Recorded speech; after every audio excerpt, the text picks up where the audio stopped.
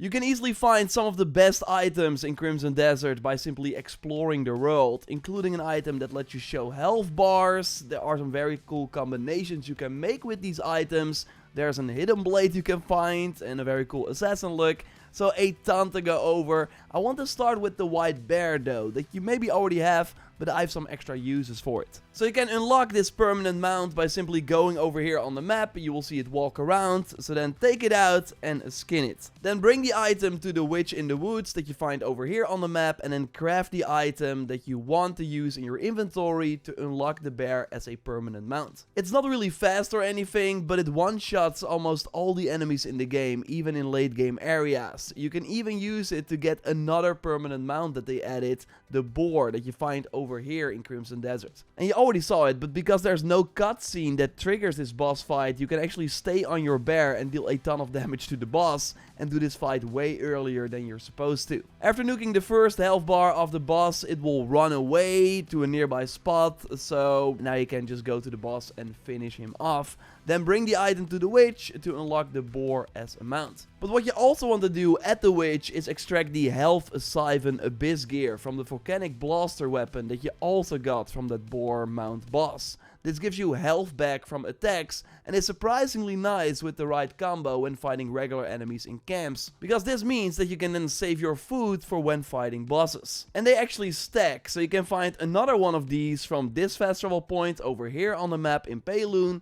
Then simply walk in a straight line past the trees like this, and then you will find a spot where you can fall down. Complete the small dungeon. It's very short, but you do have to jump up here to reach the final door, and then you get the amazing golden knotted ancestral bow that also has the abyss gear on it. Extract it, and putting it on your primary weapon means that you now have level 2 of the health siphon and get more health back on each hit. Before I tell you more about this combo, I first want to quickly touch on the mounts again, because the bear can also be a very strong animal companion while in combat, as it will aggro enemies, deal quite some damage, and sometimes even stun them with a roar. So even if you have no plan to ride the bear, simply summoning it means that you have an animal companion that fight alongside you. The boar can also help you out in combat, although he's not that strong. The permanent deer mount will just run away, but it's kind of fast when you ride it. You find that one over here on the map. Bring some powerful arrows and use the charge shot, as it will run away, so it can be annoying to catch,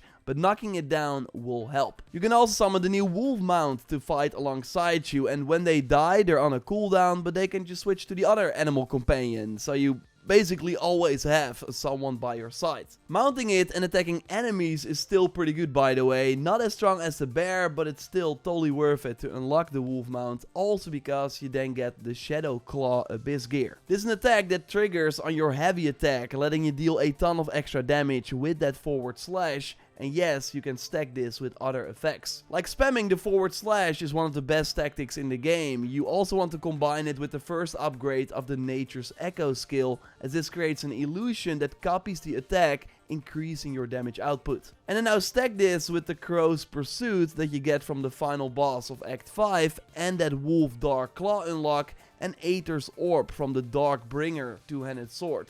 One of the best items that you can just find in the open world. It's actually very close to where you get the bear mount. So over here on the map, and then look for this large skeleton. Here you can grab the weapon. Now you're doing ranged attacks with your forward slash. Although you could argue that the orbs are not really that useful, as the damage is not as strong as the other two forward slash abyss gears, and you do increase your stamina consumption of the forward slash by equipping it. So it's up to you if you want to stack all three, but you totally want to use the Crow's Pursuit and that Dark Claw abyss gear, as that significantly increases your damage. Then just wait for stamina to recover, or do a perfect dodge or parry, and you can do the combo again. So to get this and the wolf mount, you need to complete a Lottie Hernand faction quest. I'm showing them right here, but I will also leave a link to a guide in the video description. At the end of this, you fight the legendary Black Wolf that drops the Dark Claw abyss gear to put on your weapon of choice. You can of course also do this tactic with a one-handed weapon.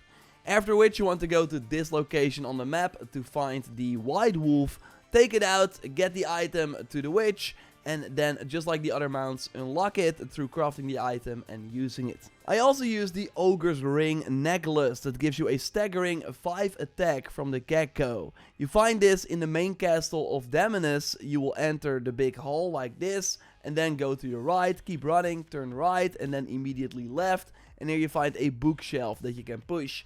Complete the puzzle and then this item that's very strong is yours. You can also find one of the best rings in the game pretty easily. Just go to the Windmere Manor in Daemonus, enter the top floor of the building, there you'll find a strong box with a puzzle that you need to solve to get the Mark of Darkness. This gives stamina regen, which is great for this build. Another amazing Abyss gear that you can easily find is over here on the map. Jump down to get to the entrance of the waterfall cave. Of course, use your step skill and then you can enter the cave and open the chest. And then you get gloves that you cannot use with Cliff, but you can extract the amazing damage increase with consecutive hits Abyss gear and then put it on an item you can use with Cliff. This shows a combo meter and increase your damage the more hits you do without taking damage yourself. I'm constantly surprised by the awesome things you can simply find in the open world, like a large backpack over here on the map that gives you 10 extra inventory slots.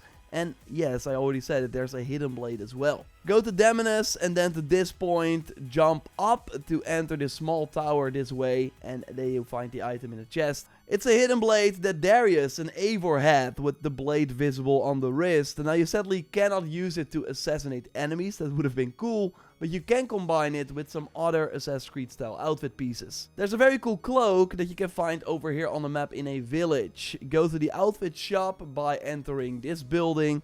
And this is a hood that you can actually dye. If you want a Templar look, you can get this chest piece over here on the map. Hit the gravestone to get it. And this plate armor of the Cursed Soul comes with some nice Abyss gear. And again, that Templar look. But Reddit user Pangea2Band combined it with the Grey Wolf leather armor, which is secret armor that you can get by reaching trust level 100 with the outfit vendor in Payloon. You unlock her during Act 7, and if you did not know, you can actually gift money pouches to NPCs to speed up the trust process. So never open these pouches, but save them for gifting instead. Yes, this chest piece really fits the assassin look, and you see me use the pure white dye here. You can actually get that by traveling over here on the map and clearing the Marnie's drilling rig. I will leave a guide in the video description for the full quest line. It's not that long, but it does contain a puzzle. And after that, fast travel away and then return to this village, and then you can buy the dye from the provisioner vendor. Now you can use the dye at the dye vendor in Hernand. I went in depth on the dye system in a previous video, by the way. I will leave a link to that at the end of this one. And close to where you start the quest for the white dye is Marnie's laboratorium. And if you stand over here, so outside like this, and then enter and go left and keep running,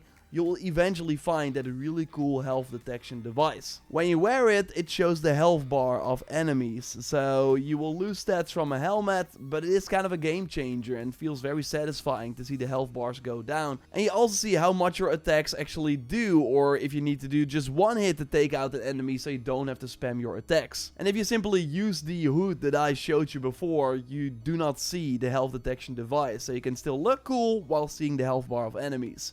Totally worth getting. Subscribe for way more Crimson Desert videos. Leave a like and check out that previous video by clicking on the screen. I will speak to you very soon. Goodbye.